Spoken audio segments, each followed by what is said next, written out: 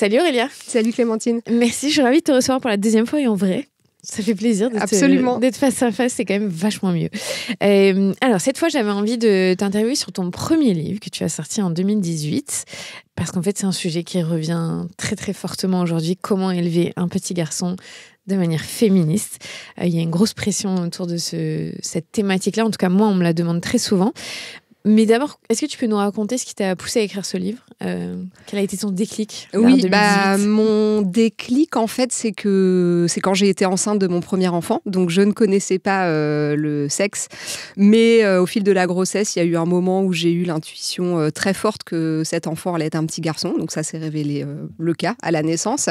Et pendant cette grossesse, en fait, ça m'a beaucoup secoué cette perspective d'élever un garçon. Déjà parce que moi, sur le plan personnel, je sais pas, pour tout un tas de raisons, je m'imaginais que j'aurais une fille de manière assez évidente et que à cette fille, je saurais lui transmettre assez naturellement en fait mes valeurs féministes. Voilà, ça me semblait assez logique et finalement simple, peut-être à tort. Et tout à coup, quand je me suis dit, en fait, tu vas sans doute devoir élever un garçon. Et ça m'a fait ça a provoqué en moi quelque chose d'assez vertigineux. Je dois dire une forme presque d'angoisse un peu, de me dire mais comment est-ce qu'on fait pour élever un garçon qui fasse sa part déjà par rapport au sexisme qu'on connaît, un garçon qui ne devienne pas un jour peut-être un agresseur, un sale type. Moi, en tant que journaliste, ça faisait déjà pas mal d'années que je travaillais sur les questions de genre, donc c'est vrai que j'avais une conscience assez claire en fait de tous les enjeux du sexisme, de tous les endroits où il vient se nicher. Donc la tâche m'a paru énorme et à ce moment-là, en fait, j'avais besoin de réponses. Donc en fait, j'ai cherché à l'époque des réponses et j'en ai pas trouvé ou presque pas. On était avant MeToo. Je pense que ça a quand même son importance. On était en 2016, début 2017. Et en fait, à ce moment-là, on parlait très, très peu de construction de la masculinité, d'éducation des garçons. Et tout ce que j'ai pu trouver sur l'éducation à l'égalité, sur l'éducation féministe, en fait, ça s'adressait soit aux filles, soit aux parents de filles. Aux mères de filles, non même. Souvent aux mères, très clairement, en fait, comme si c'était à nous les mères, de faire l'essentiel du boulot, et puis surtout comme si c'était en fait aux filles de faire le chemin vers l'égalité encore et toujours, de déconstruire les stéréotypes, et puis comme si finalement du côté des garçons, tout allait bien, il n'y avait pas grand-chose à interroger, et j'ai trouvé ça, ça m'a beaucoup questionnée, et c'est vrai que c'est là que je me suis dit que j'allais écrire le livre dont moi j'avais l'impression d'avoir besoin, avec aussi une dimension un peu pratique pour savoir comment est-ce qu'on fait concrètement. Donc toi, tu es mère d'un petit garçon, mais d'une petite fille aussi. Est-ce que dans ce contexte-là, ça t'a mis plus de pression en étant une mère féministe, avec un regard aiguisé, comme tu disais, à ces enjeux-là, pour pouvoir ensuite, une fois qu'il est arrivé, parce qu'il y a la théorie de ce que tu as évidemment écrit et cherché, et la réalité aujourd'hui, 8 ans plus tard. Oui, en fait, j'ai senti assez vite que ça pouvait générer une forme de pression. D'une part, parce que je suis une femme féministe, donc je crois qu'il y a quelque part cette petite idée un peu parfois dans l'entourage de vu que t'es féministe, forcément tes enfants devraient être de parfaits féministes. Et puis la pression, elle pouvait être un peu plus large aussi du fait que j'avais écrit un livre sur le sujet, que je travaillais sur ces questions. Et c'est vrai que j'ai quand même pris le parti assez vite de mettre ça à distance, dans le sens où d'ailleurs je l'écris tout au long du livre. Moi, j'ai pas trouvé de formule magique ou de recette miracle et je crois pas que quelqu'un en ait trouvé une. Et puis en fait, on est loin d'être les seuls à élever nos enfants aussi. On les élève dans une famille, au milieu d'une communauté, dans une société donnée. Donc oui, bien sûr que j'ai parfois une forme de pression, mais je crois que je me suis refusée assez vite l'idée d'en faire un enjeu de réussite éducative ou pas, en fait. C'est-à-dire que j'élève, avec mon conjoint, on élève nos enfants du mieux qu'on peut, en essayant, je pense, comme la plupart des parents, de leur inculquer les valeurs qui nous semblent être importantes et bonnes pour eux aussi. Après, j'ai tout à fait conscience que ce sont des êtres à part entière et que ils se construiront à leur façon et ils mèneront leur vie. Donc, la pression, elle existe un peu, mais je pense que c'est important de la remettre un petit peu à sa place aussi. Mmh. Mais n'empêche, dans le titre, tu sens un homme féministe, mon fils, il y a quand même cette volonté de se dire il faut que nos garçons ils soient inclus dans ce combat, dans cette volonté d'une société plus juste, en tout cas. Comment est-ce que tu expliques le fait que c'est essentiel aujourd'hui d'inclure les petits garçons dans cette idée d'une éducation féministe?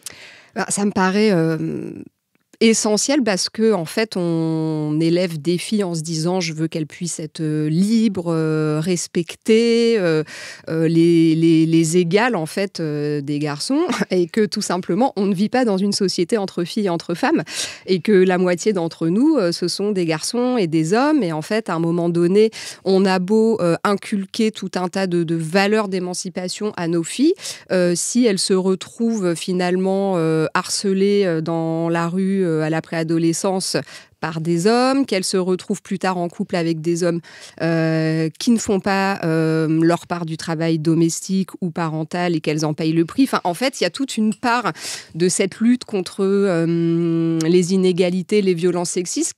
On a beau être très informée, très consciente de ça, il y a une part malgré tout qui n'est pas entre nos mains, et je pense que c'est qu'on n'en sortira pas en fait si on n'a pas des hommes alliés, notamment dans leurs actes.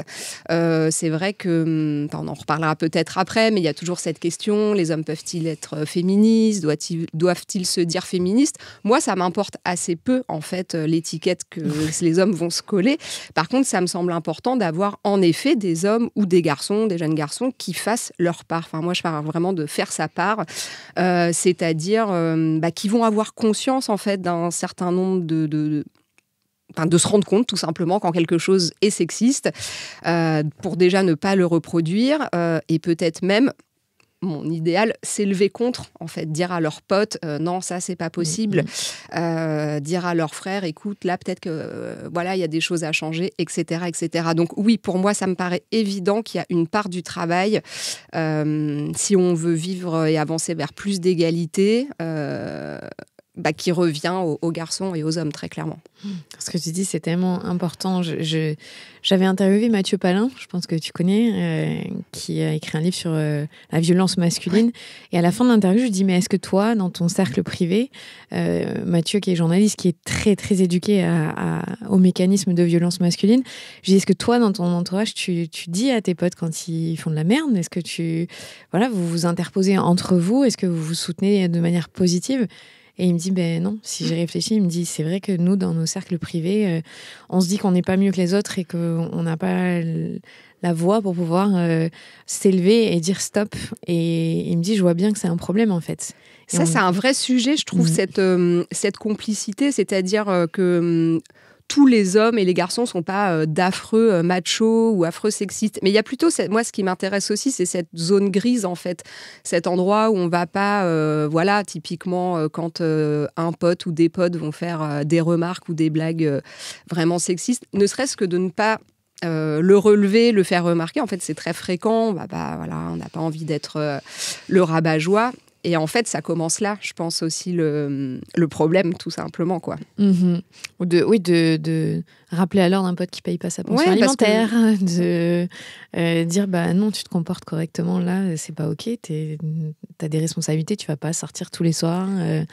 C'est vrai qu'il n'y a pas ce « je te retiens par le col » et ce boys club qui pourrait être vertueux et qui n'est pas encore aujourd'hui dans notre société, c'est ce qui manque. Ouais. Il me semble que ce boys club, alors après, il faut poser aussi la question à des hommes, mais pour ce qu'on en voit, c'est vrai que le boys club, il va plutôt protéger finalement des comportements qui sont plus ou moins problématiques, en fait. Et c'est ça, en fait, je crois que quelque part, on est un certain nombre à essayer de faire changer, c'est-à-dire, c'est là où la question d'éduquer aussi les jeunes garçons là-dessus, pour que peut-être ils reproduisent pas ça, ou en tout cas ils commencent en fait à dire non, ça c'est pas possible.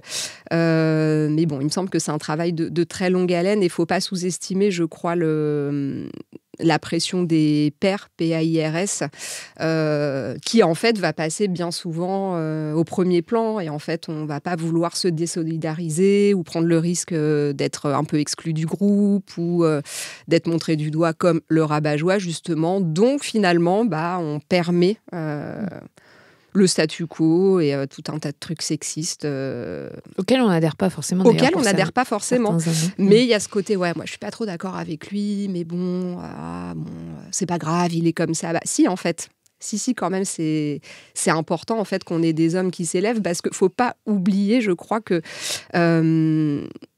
si c'est une femme qui fait la remarque, en fait, elle a très peu de chances d'être entendue par les autres hommes. Donc c'est là où les hommes, je pense, ils ont un rôle, les hommes éclairés, les hommes alliés. Enfin, je crois que c'est là où on a besoin d'eux, c'est qui s'adressent aux autres hommes, en fait, parce qu'ils seront davantage écoutés que nous, très clairement. Justement, tu vois, cette question de comment on élève un petit garçon féministe, ou en tout cas qui est au fait de cette structuration dans laquelle on vit, où il y a des inégalités. La question, moi, qui revient tout le temps pour les mères, surtout qui écoutent le podcast et qui me demandent, est-ce que tu peux faire un épisode sur comment on fait pour que notre petit garçon, il ne devienne pas un homme, ce que tu disais, la peur que tu as eue, violent, parce que j'ai très peur. Tu réponds quoi parce que j'imagine que tu l'as 100 fois cette question par jour. Tu réponds quoi, toi, à ces mères-là? Je le dis, j'ai jamais des pères qui me posent cette question, mais des mères, oui. Qui ont peur que leur fils devienne un homme violent d'une manière ou d'une autre. Je crois qu'en fait, il n'y a pas une chose à faire. Je pense on peut faire quand même des choses. Il me semble que l'éducation, c'est quand même un chemin assez long. Tout n'est pas joué et heureusement, et loin de là, à 6 ans ou à 10 ans ou même à 15 ans, en fait. Donc, je crois que c'est quelque chose qu'on travaille. Moi, ce qui me semble important, c'est de toujours maintenir une discussion sur ces sujets, en fait. Et ça veut dire aussi d'accepter d'entendre que nos enfants nous disent des choses qui nous dérangent, avec lesquelles on n'est pas d'accord, mais on ne va pas lâcher le fil de la discussion et on y reviendra. Ça, c'est une chose. Ce que je trouve intéressant dans ce que tu dis, et ce que moi aussi je constate dans mon travail, c'est que ce sont beaucoup les mères qui se posent ces questions. Et peut-être que là, la limite à laquelle on est confronté, malheureusement, c'est qu'on a besoin d'avoir des hommes, là aussi, pas forcément des pères, mais tout simplement des hommes adultes qui font partie de l'entourage de l'enfant, qui vont être des modèles positifs, en fait. Là aussi, si c'est toujours que maman qui s'empare de ces questions, il me semble qu'à un moment donné, on risque un jour d'être envoyé un petit peu dans les cordes, parce que, voilà, il y a nos apports, il y a la théorie, il y a ce qu'on montre, ce qu'on véhicule, et en même temps, si on n'a que autour de soi des hommes qui sont franchement sexistes, c'est vrai que voilà, comment est-ce qu'on en sort ? Je sais pas, mais ce qu'on sait aussi, c'est que il y a tout un tas d'hommes aujourd'hui qui quand même essayent d'être, qui essayent d'être des alliés, plus ou moins bien, mais sur ces questions, et qui viennent de familles avec des pères complètement machos. Moi, c'est quelque chose qui me donne quand même beaucoup d'espoir, où je me dis, bon, il n'y a pas une reproduction non plus systématique, loin de là. On peut se construire contre. Donc voilà. Après, moi, c'est vrai qu'à part le dialogue permanent, à travers aussi des supports, des lectures, des podcasts, des films, enfin vraiment, en fait, en faire un sujet dont on parle... J'ai pas de miracle, je suis navrée pour tes auditrices et tes auditeurs, mais je crois que c'est vraiment un travail au long cours et que c'est aussi, ça se joue aussi beaucoup dans les cours de récré, dans les clubs sportifs. Qu'est-ce qu'on apprend à nos petits garçons ? Comment on règle ses problèmes ? Est-ce que ça passe forcément par taper et gagner la bagarre ou pas ? Enfin, c'est quand même une question assez complexe. Je pense que c'est un des premiers livres que j'ai lu sur la parentalité. Alors pourtant, j'avais une petite fille, tu vois, à l'époque, parce que nos enfants, ils ont le même âge. Et c'est vrai que d'entrée, tu dis quelque chose qui m'avait frappée, c'est qu'on est plus sexiste qu'on ne le croit, nous-mêmes. Et qu'en fait, déjà de prendre conscience de ça, c'est un premier pas pour pouvoir déconstruire aussi l'éducation qu'on donne à nos enfants. Comment ça se fait qu'on est plus sexiste qu'on ne le croit ? Je pense qu'on a, comme sur tout un tas d'autres sujets, c'est valable aussi, je pense, par exemple, peut-être pour le racisme ou l'homophobie, on a toujours l'impression finalement que c'est les autres, les méchants, quoi. En fait, ceux qui transmettent les mauvaises choses à nos enfants. Moi, en travaillant sur ce livre, du coup, c'est vrai que ça m'a amené à creuser et à prendre conscience, en fait, aussi de nos propres et de mes propres représentations sexistes. Je pense que c'est très ancré, en fait, tout simplement parce qu'on vit dans une société qui est ultra genrée, et ce, avant même la naissance. Ces représentations-là, on se les trimballe depuis des siècles et des siècles. Et puis, ça passe par beaucoup de choses aussi, c'est-à-dire que ce qu'on appelle aussi l'habitus en sociologie, c'est-à-dire on a vu nos parents, les adultes autour de nous faire un certain nombre de choses pendant des années et des années, et en fait on reproduit malgré nous, et c'est comme ça qu'un beau jour on se retrouve à la maison où on est nous tous les jours en train de cuisiner et son conjoint en train de sortir les poubelles et de s'occuper de la voiture, et on se dit mais comment en fait c'est possible alors que on est hyper conscient de ces trucs-là. Donc, il y a à la fois les représentations qu'on se trimballe, qui sont omniprésentes. Il y a l'organisation sociale de la société qui nous pousse aussi dans notre parentalité à endosser des rôles très genrés. Et puis, oui, je crois que le poids des représentations, moi, ça m'a frappée. C'est-à-dire que quand je me suis dit « j'attends un garçon », sont venus avec ça tout un tas de représentations finalement sur ce que ça allait être un garçon. Au départ, je me suis dit mais c'est vrai, mais bon, par exemple, j'avais cette idée que les garçons, en grandissant, ils sont moins famille, quoi. Ils vont moins voir leurs parents.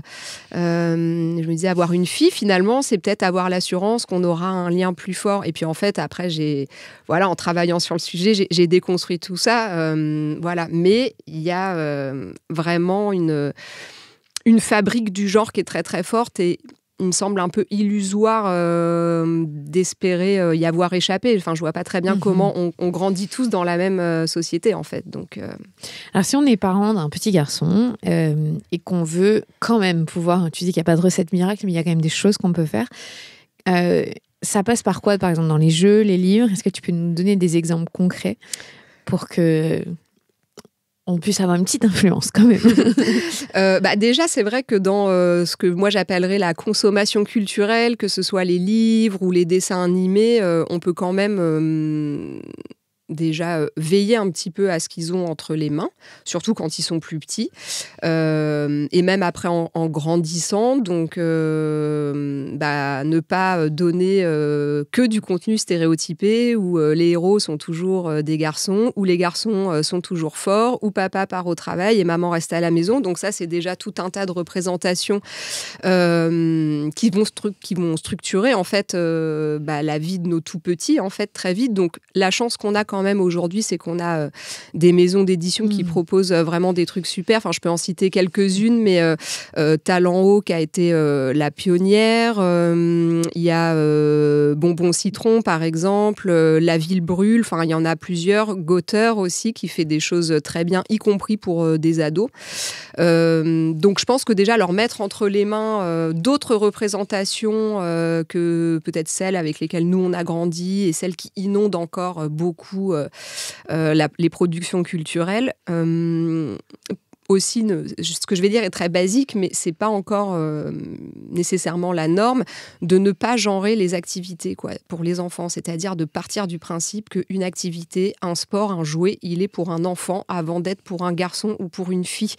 Oui, un petit garçon peut aimer se bagarrer, mais aussi jouer avec des perles, par exemple. Et c'est pas un truc de fille. Donc il y a ça. Ce qui m'amène quand même à peut-être une des choses qui me semble la plus importante, vraiment d'enlever de notre vocabulaire cette phrase « ça c'est pour les filles », parce que ça c'est vraiment quelque chose qu'on entend encore beaucoup, ça c'est un truc de fille, on dirait une fille, et ça c'est ce qui va vraiment sceller très fort et très profondément une représentation à la fois sexiste et aussi très hiérarchisée. C'est-à-dire que les filles, c'est moins bien que les garçons. Ce qu'aiment les filles, c'est moins bien que ce qu'aiment les garçons. Et donc, il ne faut pas s'en approcher. Ça, les petits garçons l'entendent souvent, très tôt. Et ça va vraiment contribuer à forger dans leurs esprits, mais comme dans ceux des filles aussi, que finalement, tout l'univers, que les choses même girly, c'est naze, que les trucs qu'aiment les filles, c'est naze. Donc ça, vraiment... vraiment s'en défaire et arrêter de dire aux petits garçons ça c'est pour les filles. Tu le vois encore aujourd'hui qu'on a beaucoup de mal à offrir un poupon à un petit garçon ou une cuisine ou... Alors les cuisines, il me semble que ça a un peu évolué parce qu'on a pris conscience du besoin d'imitation, d'autonomie des enfants, donc ça passe. Le poupon, ça progresse. Au début, quand je faisais mes premières interventions, des conférences ou des rencontres, je demandais toujours aux gens qui a déjà offert un poupon à un petit garçon. Ça levait un peu la main et après, je demandais qui a offert un poupon à un petit garçon qui n'est pas son enfant. Alors là, il y avait personne, les gens disaient j'ose pas, j'ai peur que les parents le prennent mal. Aujourd'hui, je trouve que c'est moins vrai, que quand même, alors il y a un biais, les gens qui viennent à des rencontres autour de mon livre sont quand même un petit peu intéressés par ces questions. Il me semble que ça change un peu, mais ça va se jouer, par exemple, sur des choses, des vêtements, des accessoires, par exemple, moi je vois en âge de maternelle, il y a plein de petits garçons qui adorent les trucs à paillettes, une petite sacoche qui va briller, et là, par contre, on sent qu'il y a un blocage parce que vraiment, là c'est trop. Donc, je dirais qu'on a avancé sur un certain nombre de jeux, mais pas sur tous. Et moi, je suis très frappée de voir dans le champ, par exemple, de toutes les activités créatives, à quel point c'est genré. C'est-à-dire que quand on a un garçon, un enfant qui aime les activités créatives, en grandissant, il se rend compte que quand même, c'est pas censé s'adresser à lui, quoi. Si on aime faire des bougies colorées ou ce genre de choses, y a toujours des filles sur le dessin. C'est rose, parfois c'est dans le rayon filles. Donc après, le travail d'après, c'est d'expliquer que quand même, dans ce magasin, ils n'ont pas compris grand-chose et que nous, on sait très bien qu'il n'y a pas des trucs pour les filles et pour les garçons et que c'est pas grave s'il y a que des filles sur la boîte. Mais voilà, il y a encore du travail à faire et il est clair qu'il y a un certain nombre de parents ou d'adultes qui vont être frileux quand ils vont voir un marketing, un packaging très genré. Ils vont pas trop oser sortir du truc, surtout si c'est pour offrir à d'autres enfants que les siens, en se disant là, on ne sait pas comment les parents pourraient le prendre. Et donc, on retourne dans le chemin rose ou bleu, quoi. Tu le vois, toi, parce que tu as un garçon et une fille. Oui. Même en ayant cette éducation consciente des enjeux, comme tu le disais, nous ne les élevons pas seuls et ils sont très influencés par le cadre extérieur, surtout après 3 ans. Comment ça s'est manifesté, toi, chez tes enfants ? Tu vois une différence qui t'a un peu interloqué ou ils sont passés au travers de ça ? Non, ils ne sont pas du tout passés au travers. Il y a des choses qui sont partagées. Ils ont 3 ans d'écart, mes enfants, donc il y a quand même des activités qu'ils aiment faire tous les deux, des choses qui ne sont pas trop genrées. Mais finalement, moi, c'est avec ma plus petite. En fait, peut-être j'ai été prise aussi par... à mon propre jeu, c'est-à-dire que comme ça fait aussi des années qu'à la maison on dit le rose c'est super, les paillettes c'est super, les robes de princesse c'est super. La licorne c'est génial. Voilà, et évidemment la numéro 2 est arrivée, elle dit mais oui c'est super génial. Tout ça, je veux ça. Donc du coup c'est vrai que moi j'avais pas non plus envie de venir dire, je suis pas là non plus pour obliger mes enfants à aller. Donc c'est vrai que j'observe des différences qui ne sont pas totales, mais dans leur goût.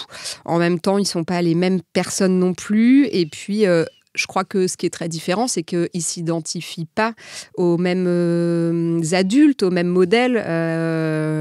Mon fils va plus s'identifier à des référents masculins et ma fille à des référents féminins.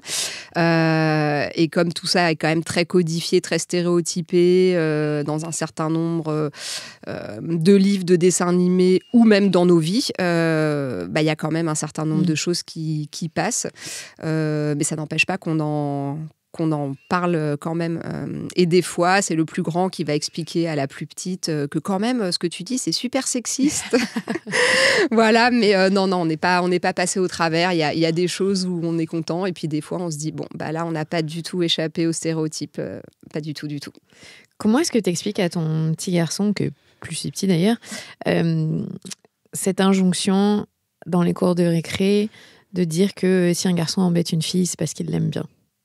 Tu sais, on a malheureusement cette mauvaise identification de l'amour.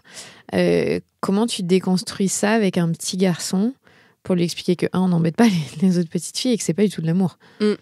Alors c'est vrai qu'il m'a pas trop rapporté ça, donc j'ai pas eu avec lui spécifiquement cette discussion, mais ce qui est certain, c'est qu'on parle beaucoup, et avec mon fils et avec ma fille, de c'est quoi l'amour, qu'est-ce qu'on fait si on est amoureux ou pas amoureux. Et en fait, ça passe beaucoup... justement par le fait que l'autre doit toujours être d'accord. Enfin, en fait, je dois dire qu'à la maison, on matraque un peu ce message. Et qu'en fait, c'est vrai qu'il y a cette idée que quand on aime bien quelqu'un ou qu'on aime bien une fille, on pourrait l'embêter. Et en fait, c'est vrai que chez nous, c'est niette. C'est-à-dire, non, si on aime bien quelqu'un, on ne va pas l'embêter. Il y a un livre que j'avais bien aimé de Tiffany Cooper, quand on a fait deux, il y a notamment Solal est amoureux, et ça nous a permis un peu d'aborder cette question sur en fait c'est quoi être amoureux, et puis qu'est-ce qu'on est censé faire alors si on est amoureux, et qu'est-ce qu'on n'est pas censé faire. Donc là aussi c'est quelque chose qui revient un peu par petites touches au détour des fois de lecture, ou des fois aussi, tout simplement, même si on essaye de les protéger des infos, il se trouve que des fois, on entend des choses à la radio quand il est question de violence conjugale, par exemple. Et ça, mon grand, c'est quelque chose, il va tout de suite tendre l'oreille pour me dire « Ah, mais… » Donc, on a déjà eu ces discussions sur le fait que la violence, le contrôle, ça pouvait jamais être de l'amour, et que non. Et on travaille aussi beaucoup sur le fait qu'on n'est pas obligé d'être amoureux. Et puis d'ailleurs, on fait aussi... moi, je fais très attention. C'est toujours, s'il y a la question qui se pose, c'est si tu as un amoureux ou une amoureuse. C'est toujours posé comme ça. C'est vrai que... j'espère leur montrer que on n'est pas obligé d'être amoureux, et on n'est pas obligé d'être amoureux de quelqu'un de l'autre sexe non plus, quoi. Tu expliques tout au long de ce livre que l'éducation féministe, en fait, pour les garçons, c'est avant tout aussi une libération pour eux. C'est un angle qu'on n'aborde pas assez encore. On est tout le temps dans l'oppression, mais en fait, les hommes, ils ont besoin de se libérer de cette injonction. Comment on fait pour les libérer justement de ça et les ramener à la connexion aux sentiments, à eux-mêmes, et pas en faire des robots? Ouais. C'est vrai que c'est un angle d'approche qui est parfois critiqué et légitimement critiquable, y compris dans certains milieux féministes, où on va dire mais en fait on n'est pas là pour libérer les hommes, c'est du développement personnel, ce que j'entends tout à fait. Après, moi, quand j'ai écrit ce livre, je l'ai écrit depuis ma position de femme et de mère. Et c'est vrai que je ne voyais pas comment on pouvait transmettre une vision aussi positive et émancipatrice du féminisme. Je ne me voyais pas élever un petit garçon en ne montrant que les aspects problématiques aujourd'hui de la masculinité dans notre société et des rapports de genre. Et je vais le dire de manière très, très triviale, mais pour moi, il me semblait logique qu'il fallait que mon petit garçon, en grandissant, il comprenne que j'étais pas en train de lui dire si on est un homme, on est forcément oppresseur tout le temps, on est condamné à l'être, et puis finalement que le féminisme ce soit quelque chose de super enquiquinant dont on n'est surtout pas envie de s'approcher. Et donc c'est là où je trouvais intéressant aussi d'aborder, en tout cas quand on élève des jeunes garçons, la chose avec un prisme aussi d'émancipation pour eux. Et quand on regarde chez les hommes adultes, oui, il y a des enjeux de santé mentale. Aujourd'hui, on sait très bien... et l'association, par exemple, américaine de psychologie en parle depuis les années 2018-2019. Du coup, en termes de santé mentale, pour les hommes adultes, de s'être construits et d'être enfermés dans une vision très rigide de la masculinité, très traditionnelle. Donc ça, il me semble que ça, c'est un travail qu'on a à mener en fait très tôt. La question des émotions, on en parle quand même beaucoup plus aujourd'hui. C'est un tout en fait, ça va aussi avec les droits de l'enfant quelque part. Donc on sort d'une époque où l'éducation c'était aussi beaucoup mater les enfants, quoi. Et les garçons d'ailleurs, je pense que ça a été particulièrement vrai, se prendre des coups, ne pas pleurer, ne pas être faible. Donc oui, ils ont quelque chose à y gagner. Par contre, je crois que c'est des choses qui se construisent progressivement, lentement dès l'enfance, d'avoir le droit d'être vulnérable, d'avoir le droit d'exprimer ses émotions, de pas être obligé de s'enfermer dans une carapace. Mais ça aussi, c'est un peu tout un ensemble. Donc, le gouvernement, là, il y a 1 an, parlait de cours d'empathie. Bon, pourquoi pas ? En tout cas, ça me semble, c'est éduquer des enfants avec le respect d'eux-mêmes et sans qu'ils soient obligés de se conformer à une image, pour ce qui est des petits garçons, très dure, très viriliste, au détriment d'eux-mêmes, en fait. Est-ce que tu as l'impression que dans les parcs ou les retours que tu as de parents, on s'autorise plus à dire aux petits garçons, tu peux pleurer, c'est OK? Alors, j'ai envie de dire oui, mais je crois que ça dépend vraiment des milieux, des endroits. En fait, il se trouve qu'il y a environ 1 mois, j'étais dans la rue et j'ai croisé un petit garçon qui devait avoir à peu près 6 ans, qui pleurait, mais vraiment à chaudes larmes. Il avait un très gros chagrin, je ne sais pas pourquoi. Et sa maman était très fâchée contre lui et j'ai entendu cette mère qui lui a dit plusieurs fois « Arrête de pleurer, on dirait une fille, tu me fais honte ». Donc j'imagine que bien sûr elle a son bagage à elle et puis et voilà, pour elle ça lui semblait logique et je veux pas la juger, mais en tout cas ça m'a vraiment remis en pleine face le fait que on n'était pas sorti quand même de cette injonction les garçons ça pleure pas, ceux qui pleurent c'est des pleureuses, voilà. Et donc je pense qu'on avance, mais que c'est un long travail et qu'on n'y est pas encore. Et puis je pense que et toi et moi on évolue dans des bulles un peu, donc c'est difficile parfois d'avoir le recul de se dire nous ça nous paraît évident. Ouais. Et c'est clairement pas la norme encore aujourd'hui. Même si tu vois, tu parlais des représentations, des dessins animés. Je trouve qu'il y a des dessins animés qui sont formidables aujourd'hui. Je pense à Bluey, je pense à, tu vois, il y a des petits dessins animés pour les enfants où on s'en fiche en fait, les garçons et filles, ils ont des émotions, c'est OK. Là-dessus, on progresse quand même et il me semble qu'en une dizaine d'années, on a quand même fait un grand pas, que ce soit sur les dessins animés, les livres ou même les podcasts qui sont arrivés pour les enfants, où je trouve quand même qu'ils ont accès à des choses. Moi, quand j'ai commencé j'ai fait mon premier livre, j'ai commencé à faire des recherches, on était fin 2016. Et notamment les enquêtes sociologiques ou les travaux qui existaient sur la littérature jeunesse. Bon, là, il y a encore du chemin à faire, mais plus encore, les dessins animés, on partait quand même d'hyper loin. Et je trouve qu'en 10 ans, tout n'est pas parfait, et voilà, mais ça s'est quand même bien élargi et beaucoup de choses nouvelles et positives sont apparues, c'est clair. En fait, on a accès à des choses. Peut-être qu'il y a encore des programmes qui ne sont pas du tout OK. C'est clair. Mais on a le choix de se dire si on a une plateforme d'avoir des représentations plus équilibrées, plus saines, plus actuelles, on va dire. Ouais. Et que ce soit même pour les filles. Oui, pour les deux, en fait. Et les petits garçons peuvent regarder des filles être des héroïnes et avoir ce rôle de. Et c'est important que les petites filles aussi, elles voient des héros masculins qui pleurent, qui ont peur et qui font la cuisine aussi. Enfin, ça va dans les deux sens, en fait. Donc c'est vrai que sur ça, on peut se dire qu'on a une marge de manœuvre, en tout cas un pouvoir de leur montrer ce que tu disais, une représentation qui ça fait pas tout, mais ça fait quand même une partie de du travail, et puis ça peut être aussi sujet après à discussion. C'est là où ça devient aussi intéressant, quoi. Et puis, on va le dire, les Disney, aujourd'hui, sont beaucoup plus inclusifs et dans une tendance où on donne du pouvoir aux filles, déjà. Elles n'attendent pas leur sauveur.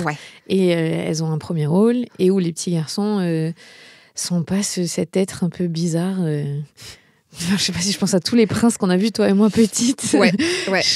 Aujourd'hui, c'est plus du tout la norme de Disney. Enfin, je pense, tu vois, Coco, ce genre de films qui sont géniaux. Moi, je suis en plein dedans, là, avec mes enfants, et notamment ma deuxième, qui est vraiment en amour avec l'univers Disney. Hein.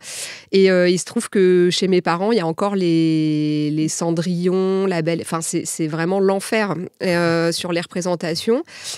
Sauf qu'elle les a trouvés, donc donc on repart aussi de ça. Donc elle a vu ou lu les récents, et effectivement là on voit qu'il y a une évolution, mais on vient de très très loin. Enfin les princesses des années 50, des années 50 à 90, c'est quand même la catastrophe. Ce qui fait du coup une très bonne base de discussion, sur la vie totalement triste de Cendrillon et qu'il faut arrêter de rêver au prince charmant. Mais voilà, là-dessus c'est clair qu'il y a eu, je pense que Disney a très bien compris l'enjeu derrière, à faire évoluer ses représentations, mais tant mieux.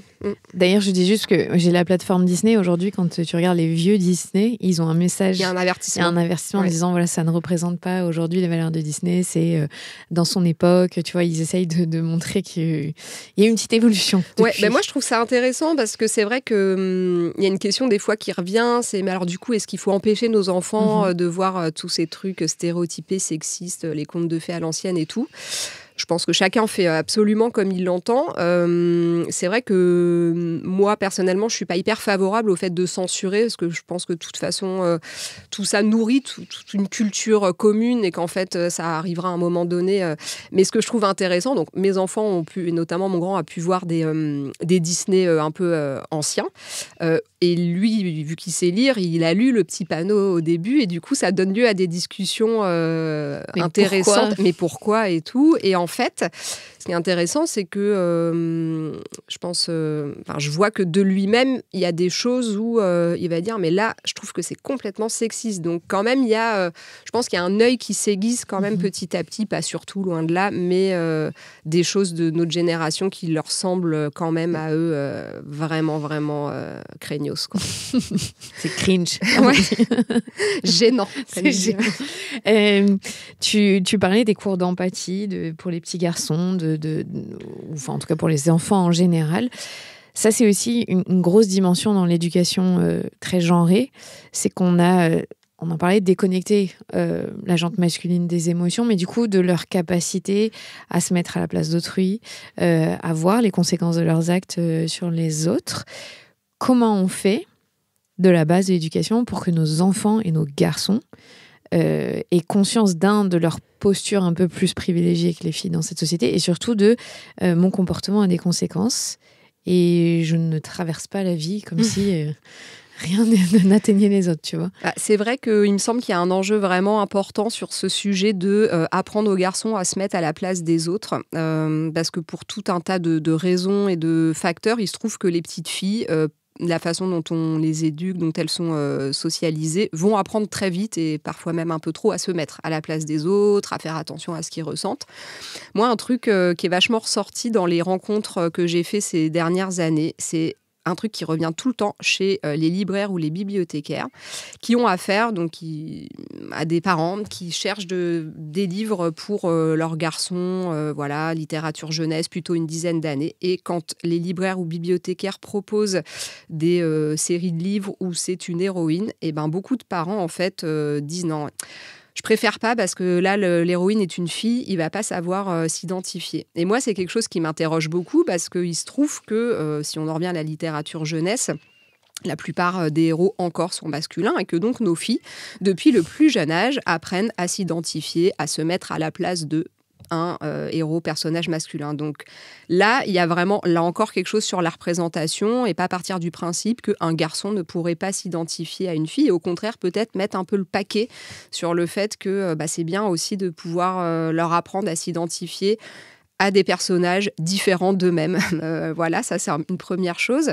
Je crois qu'il y a toute la question autour du care aussi, prendre soin. On voit bien que aujourd'hui encore, et ça toutes les études le montrent, y compris les plus récentes, les filles vont dans la maison, dans l'espace scolaire, être amenées à plus prendre soin des autres. Et il me semble que ça, si on veut développer l'empathie, y a quelque chose aussi à développer, c'est-à-dire que c'est un peu comme les stéréotypes, on a l'impression que chez nous tout va bien et que ça va. Nos enfants, ils font les choses à égalité et en fait toutes les études sociologiques montrent que non. Donc manifestement, il y a des choses qu'on ne voit pas, même en étant hyper alerte sur ces questions. Donc il me semble qu'être là aussi, mettre le paquet, être proactif en confiant des responsabilités à nos garçons par rapport à la maison, maison, aux soins des plus petits, aux soins des animaux, aux soins des plantes. C'est quand même un terrain sur lequel on peut travailler et qui, je crois, peut leur permettre de développer leur empathie. Enfin, après, il y a d'autres choses. On parle beaucoup aussi de favoriser les activités coopératives plutôt que compétitives, puisque les garçons particulièrement sont amenés à se construire en tant que futurs hommes dans la compétition quand même beaucoup. Voilà, là aussi, il n'y a pas qu'un seul chemin, mais plutôt différents leviers. Et puis peut-être, on peut parler des papas dans les cas de figure des couples hétéros. Voilà. C'est important que les pères,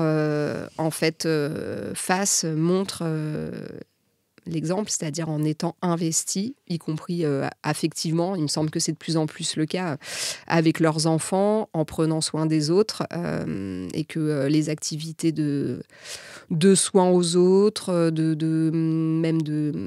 d'attention émotionnelle ne soient pas que le job des mères. Mmh. Ils ont quel rôle, les pères, par rapport aux petits garçons ? Parce que tu vois, on disait dans tout début de ce podcast, ce sont les mères qui se renseignent sur comment éduquer leurs petits garçons pour qu'ils soient le moins violent possible. Je sais qu'il est dur ce mot, mais dans une société qui est violente envers les femmes, ils sont où les pères là-dedans ? Les pères, c'est vrai que globalement, c'est pas eux qui vont le plus s'intéresser à ces questions. Ça veut pas dire que ça les intéresse pas du tout, mais c'est vrai qu'on sait que ce soit les personnes, toi tu as les chiffres de ton podcast et je crois que ça recoupe d'autres podcasts, les gens qui viennent aux conférences, mais de toute façon, les parents qui viennent dans les espaces dédiés à la parentalité, que ce soit sur les questions de genre ou les autres questions, globalement, ce sont des mères très majoritairement. Donc là, il y a quelque chose aussi. Et du coup, ce sont les mères qui ramènent à la maison un certain nombre d'infos, de choses à questionner, de pratiques en disant « Tiens, tu devrais écouter ça, tu devrais lire ça, peut-être qu'on devrait faire ça. » Et puis, mais ça correspond vraiment à la répartition genrée de la parentalité, où nous, les mères, on est mise aussi dans une position de prescriptrice, de décideuse finalement. On est censé savoir. Voilà, on est censé savoir, et comme si les pères, c'est des assistants. Voilà. Et on doit se débrouiller avec ça. Et très concrètement, en fait, les pères, ils ont un rôle hyper important à jouer, que ce soit dans l'éducation affective de leurs enfants, y compris de leurs garçons. Si on veut que les garçons et indirectement les filles se construisent en ayant l'idée que les hommes aussi, en fait, ils ont des émotions, ils peuvent être fragiles, mais il faut aussi que les pères, ils puissent laisser cette part-là s'exprimer, en fait, à un moment donné. Donc, parler aussi de leurs émotions avec leurs enfants, parler peut-être de l'éducation qu'ils ont reçue. Enfin, c'est important. Après, je vais dire des choses très basiques, mais le partage des tâches domestiques et parentales, il y a une étude là qui est parue en fin d'année sur les tâches domestiques chez les enfants. Et en fait, chez les enfants de 10 ans, puis ça a été mené sur une très grande cohorte, donc voilà, par l'INED. Et en fait, il ressort qu'à 10 ans, il y a déjà des différences et que globalement, les filles font plus de tâches domestiques à la maison que les garçons. Peu importe en fait le milieu social, la configuration familiale, il y a juste un cas de figure où on voit une différence. C'est quand les pères font plus de tâches ménagères, que ce sont eux qui en font le plus. Donc l'étude dit que ce sont les rares cas où les pères prennent en charge la majeure partie des tâches ménagères. Là, ça a un effet. Et ces effets, dit l'étude, ils se répercutent à l'adolescence où on a des garçons qui font qui font autant de tâches ménagères que leurs sœurs. C'est le seul cas de figure. Donc, je crois que ça montre bien que, en fait, on a besoin que les pères, en fait, s'engagent très concrètement sur ces questions, fassent leur part, si on veut que nos fils, à leur tour, fassent leur part. Et sinon, on voit que le déséquilibre, encore en 2025, il tend à se reproduire, quoi. Et puis, les pères aussi restent beaucoup dans les activités genrées. C'est-à-dire, on va au foot, au rugby, au tennis, en tout cas, activités sportives, le fun dad, comme on dit. Mais va pas emmener, on va faire la poterie, on va faire du découpage. Il n'y a pas encore assez de croisement dans les activités qui font qu'on peut faire du sport et du découpage. Les deux sont OK. Ouais, et puis ça rejoint aussi le fait, là aussi, qui est très documenté et encore très récemment, sur le fait que même si les pères sont plus investis d'une certaine manière, enfin différemment que les pères d'avant. Là où ils vont passer du temps, c'est surtout dans les activités en premier lieu de loisirs, là où les mères vont être beaucoup dans la logistique du quotidien. Mais en fait, la logistique du quotidien, elle recoupe le prendre soin, s'occuper d'eux, penser à. Donc là aussi, il y a une vraie marge de progression possible, je pense, chez beaucoup de pères. C'est-à-dire, c'est super de prendre du temps pour jouer avec ses enfants.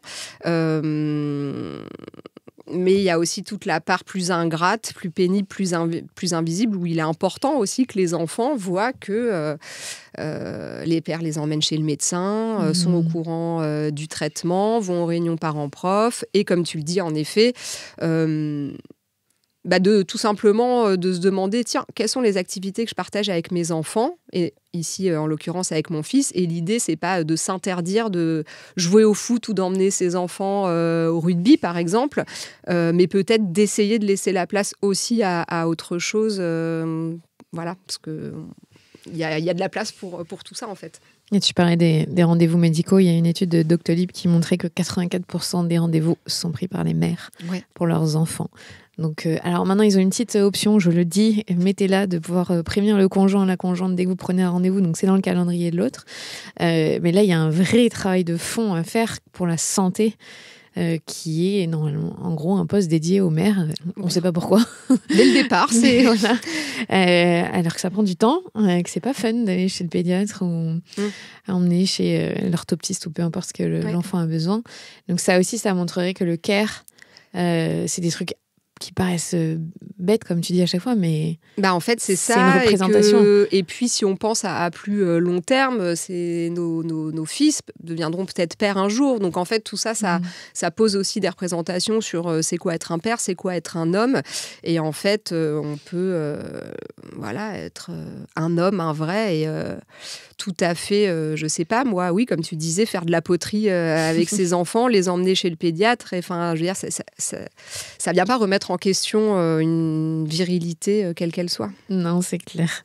Alors, tu as écrit ce livre, on le disait, en 2018. On est en 2025. Les dernières enquêtes sur le point de vue des jeunes, sur les rôles genrés, sur la place de la femme, sont pas hyper encourageantes, même un peu flippantes. Puisque aujourd'hui on est en train de voir qu'il y a un petit basculement et qu'il y a de plus en plus de polarisation. Les femmes sont plus ouvertes à la tolérance et les hommes sont plus conservateurs, et notamment les jeunes adolescents et garçons, enfin hommes. À quoi c'est dû déjà ? C'est une grosse question. Et qu'est-ce que ça t'inspire ? Je pense que ça s'inscrit vraiment dans ce phénomène très connu et récurrent du backlash, du retour du bâton, c'est-à-dire après chaque période d'avancée féministe, donc en l'occurrence là le mouvement MeToo, où on a vu ces dernières années énormément de sujets féministes arriver dans le débat public. On a derrière une crispation aussi d'une partie de la société. Je pense qu'il y a clairement aussi, même si ce n'est pas formulé comme ça, mais c'est l'expression d'une peur de perdre ses privilèges, en fait. Parce que oui, il y a quelque chose à perdre dans cette histoire. Si derrière, je ne peux pas me comporter comme j'ai envie, je dois faire attention aux autres, ma copine, je ne peux pas coucher avec elle quand j'ai envie. Oui, il y a peut-être quelque chose à perdre dans cette histoire. Donc, je pense qu'il y a le salaire aussi. Crispation. Le salaire, et comment ça on va promouvoir des femmes en priorité, donc à mon détriment. D'ailleurs, on le voit chez une partie de l'électorat de Trump qui s'exprime sur ces questions. Enfin, pour avoir vu ou entendu des reportages là-dessus, il y a des hommes qui le disent très clairement en ces termes. On veut m'enlever mon job pour le donner à des femmes.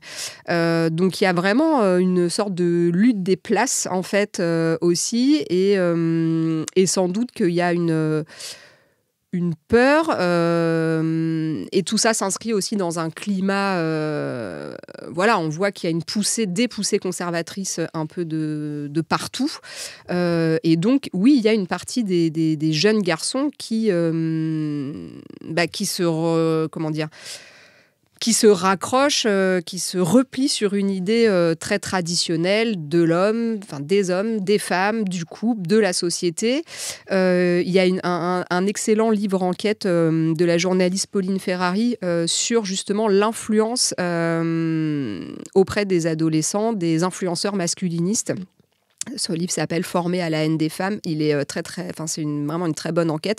Et elle montre très clairement aussi comment ces contenus, d'une part, sont mis en avant par les plateformes, notamment TikTok et Instagram, et aussi comment ils arrivent à convaincre, à rallier à leur cause des jeunes garçons, des adolescents, dans des moments de vulnérabilité, qui est notamment celui de la rupture amoureuse, en fait.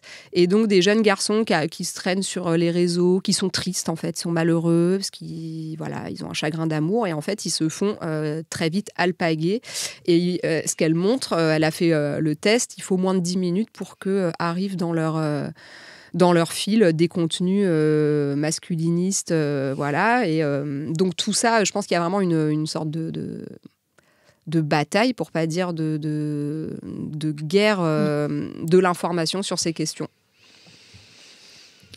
Et là, c'est difficile, parce que nous, en tant que parents, on n'a pas vraiment la main. Les réseaux sociaux, c'est un vrai sujet à part entière, et l'influence que ça a sur l'image, mine de rien, qui se façonne des relations amoureuses, comme tu disais, ou de la femme.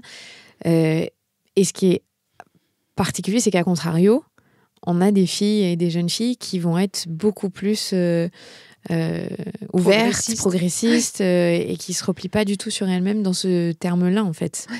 Donc il y a une scission aujourd'hui chez les jeunes, alors que nous, on a eu la sensation de notre génération qu'on était en train de réduire l'écart, et c'est pas ça qui se passe. Ouais. Oui, c'est clair que ce gender gap, là, on le voit dans les urnes, on le voit, en fait, et pas qu'en France.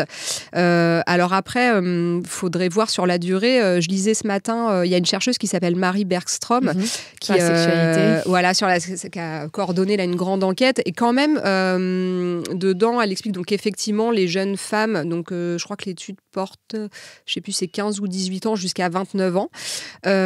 Donc plus de 70% des jeunes femmes se disent féministes, et elle note quand même 54% chez les jeunes hommes. Et elle, dans en tout cas l'entretien qu'elle donnait dans ce journal, elle disait quand même que du coup ça permettait aussi de mettre un peu en perspective tout ce qu'on voit, et ces jeunes hommes hyper virulents, hyper masculinistes, et qu'elle disait que peut-être il y avait un décalage aussi entre la place qu'ils prenaient médiatiquement et sur les réseaux, et la réalité de ce qui représentait en termes idéologiques réellement chez les jeunes hommes aujourd'hui. Mais oui, je pense qu'on est face à ce moment où il y a le retour de bâton. Donc il va quand même falloir s'y préparer, et peut-être d'où l'importance d'avoir des garçons à qui on va aussi donner une image positive et concernante du féminisme, et pas comme qui soit vu uniquement comme quelque chose pour eux qui vient en fait les critiquer ou les empêcher d'eux à longueur de temps, mais que ce soit un espace aussi où eux-mêmes ils trouvent du positif. Ça, c'est hyper dur, je trouve. Je me faisais, moi, cette réflexion il n'y a pas longtemps, de dire, je trouve que c'est dur d'être féministe aujourd'hui, parce qu'on a conscience, absolument une conscience aiguisée, d'en parler des inégalités, des injustices dans lesquelles on vit nous-mêmes, et auxquelles parfois on participe sans le vouloir. Et en même temps, on voit que les hommes, ils sont dans une posture un peu attentiste. Et donc, c'est à nous de faire leur éducation pour leur montrer. C'est hyper fatigant. Et en même temps, tu te dis, si on ne fait pas ça, mais personne ne le fait. Et on se dévoue un peu pour les générations d'après. Et je trouve que c'est difficile de sortir et d'aller dans un cercle vertueux et pas de s'enfoncer un peu dans le découragement. Ouais. Clairement. Et encore, j'ai pas de petits garçons, tu vois. J'imagine même pas quand t'as en plus des petits garçons. Non, mais c'est vrai que... Alors, parfois, il y a des moments, je pense, chez nous tous, parents féministes, de découragement et tout. Après, moi, pourtant, je ne suis pas d'un naturel très optimiste, mais quand même, je me dis, on est quand même une génération de parents et de mères, notamment, assez au fait des questions féministes, alors qu'on a grandi dans une époque et souvent dans des familles bien plus sexistes, en fait, qu'aujourd'hui. Donc, je me dis, bon, en fait, malgré tout, on progresse. Mais c'est vrai qu'il y a le risque un peu de s'épuiser. Et puis, il y a cette pression. Enfin, je crois qu'on se met beaucoup de pression aussi en tant que mère. Et le féminisme peut en être une de plus, de se dire, ah là là, mais il faut que j'arrive à élever mes enfants, mon ou mes fils de manière féministe. Et je pense qu'il faut aussi être un peu indulgente avec nous-mêmes. Et moi, je suis frappée de voir que des fois, quand on va parler d'un homme qui se comporte mal ou qui est macho, on dit, ah là là, on entend encore beaucoup donc sa mère aurait pu mieux l'éduquer ou sa mère n'a pas fait le job. Mais moi, ça me révolte cette phrase. Parce que même un père absent est un modèle de père en soi, en fait. Et donc, les pères sont tout aussi responsables que les mères de l'éducation donnée aux enfants. Tout ça pour dire que quand même, je crois qu'on a aussi besoin que des hommes s'emparent de ces sujets. Et il y en a quand même quelques-uns, même si ce n'est pas une majorité, mais qui se passent le relais de ces questionnements dans le champ de la parentalité, pour que ce ne soit pas que aux mères et aux femmes d'éduquer tout le monde, en fait. Et c'est vrai que là, on parle de ceux qui ne font pas, mais on en connaît plein dans nos entourages. Il y en a aussi sur les réseaux sociaux qui prennent la parole. Et je vois à quel point ils se prennent des remarques hallucinantes de la part de femmes et d'hommes, des deux. Et tu dis, ah oui, quand eux prennent la parole et sont nos alliés, alors il y a double tranchant, et des fois on les deux, ouais. On les monte au nu et on trouve que c'est incroyable, et à juste titre c'est génial qu'ils le fassent, mais il y a aussi toute une partie de la population qui ne supporte pas qu'un homme dévie de la trajectoire qu'on lui aurait donnée et qui puisse être de notre côté, si je parle de cette manière-là, et il serait finalement un traître à son genre, à sa classe de genre, en fait. Donc effectivement, ça apparaît insupportable pour un certain nombre de gens, quoi.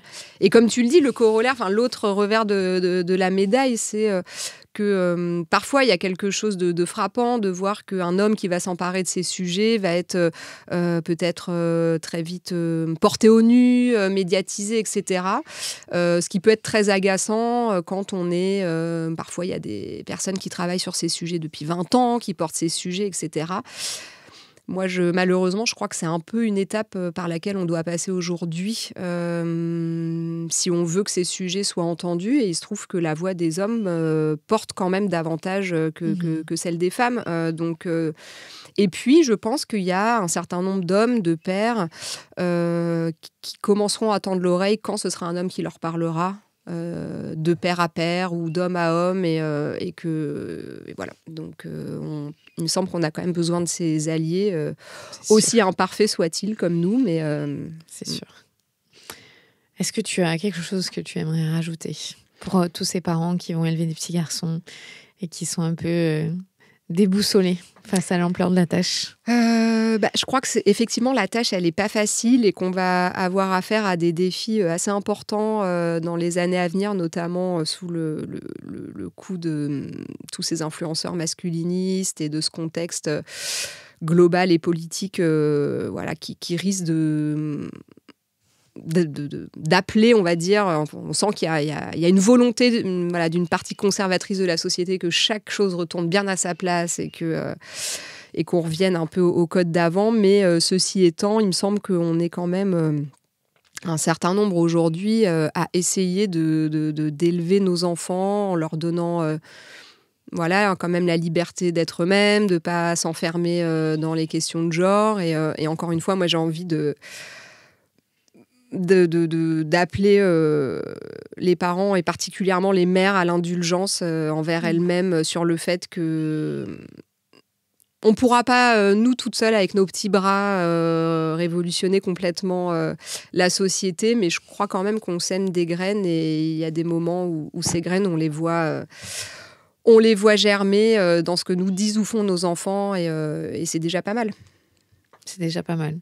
J'aime bien ton message d'être indulgente parce que c'est vrai que parfois on prend toute cette responsabilité sur nos épaules et en fait, non, nous ne sommes pas seuls et on ne pourra pas toute seule. Ouais, c'est ça. Et puis, quelque part, c'est même pour nos enfants, c'est une charge, une injonction qui vient se rajouter et voilà.